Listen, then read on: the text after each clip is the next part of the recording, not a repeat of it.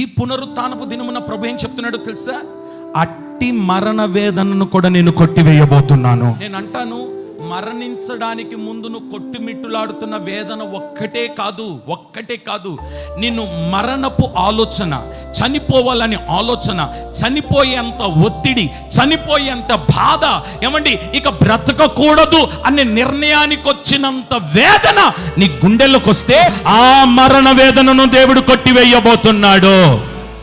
కుటుంబ సమస్యలను బట్టి మరణ వేదన, ఆర్థిక సమస్యలను బట్టి మరణ వేదన, ఉద్యోగంలో ఎదుగుదల లేక మరణ వేదన, పిల్లలు లేకపోతే అవమానముతో నలిగిపోతూ మరణ వేదన, చనిపోవాలనే ఆలోచన, బ్రతకకూడదని అనుకోవడం, ఇంకా ఎంతకాలం ఈ దరిద్రం అని అనుకోవడం, ఎంతకాలం ఈ పరిస్థితి అని అనుకోవడం, ఎంతకాలము నేను ఈ విధంగా నలిగిపోవాలి అని అనుకోవడం, ఇవన్నీ మరణ వేదనలు కావా?